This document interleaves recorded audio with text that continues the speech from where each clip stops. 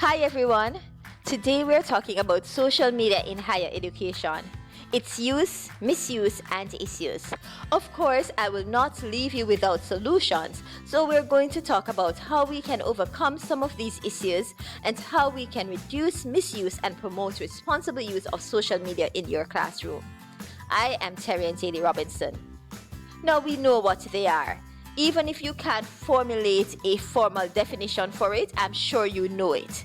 It's the YouTube, the Facebook or Meta, Pinterest, TikTok, WhatsApp, Snapchat, LinkedIn, and the list goes on and on. In essence, it is any application that allows you to share content and build relationships and connections. These tools cater to different age groups and have different purposes. So I recommend that you speak to your students, find out where they are and what they go on, and so what social network they go on, so you can meet them where they are. Now, what are the uses and functions of social media?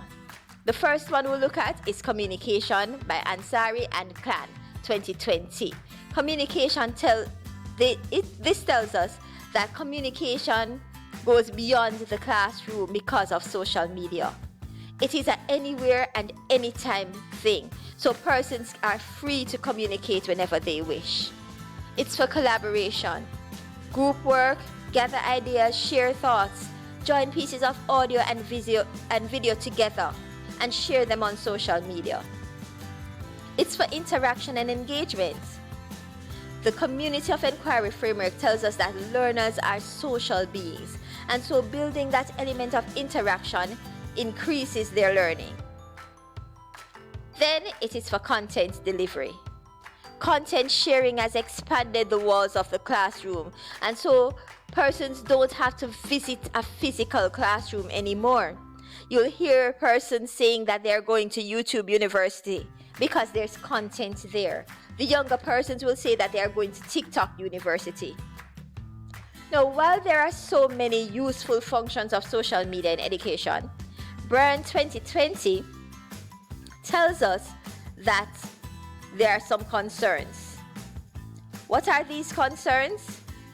These concerns are like a caution tape that has been drawn across social media that prevents the proliferation of its use in education. So while we're seeing it in business and other areas, in education it's not used as much. Why? One, persons are concerned about cyberbullying. Cyberbullying is often thought of as something that teenagers would do. So high schoolers cyberbully each other. But what about universities? What about higher education? You see, not only high schoolers experience cyberbullying. Kolasky et al. 2012 tells us that almost 30% of students in higher education experience some form of cyberbullying. Whether it is aggressive, hostile, intimidating, or insulting post, they experience it just the same. Then we have the inappropriate content.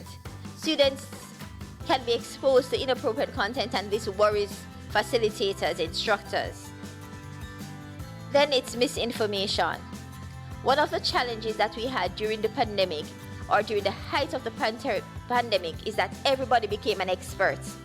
And so differentiating between who are the true experts and those who are the fake experts was difficult, because everybody claimed to be an expert in COVID at the time.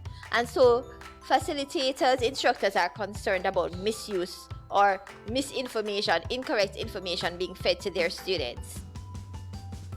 Then there's a misuse of social media. This includes promoting personal biases, lack of netiquette, and other things. Things like typing in all caps, not respecting others.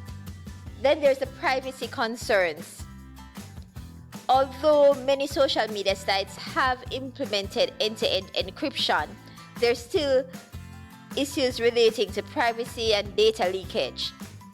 Teachers don't want to mix their personal and professional life, so they want to keep them separate. They want to keep social media for their own interaction and not necessarily for in the classroom.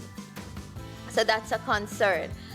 So it's the mixing of personal data and the fact that personal data can be shared.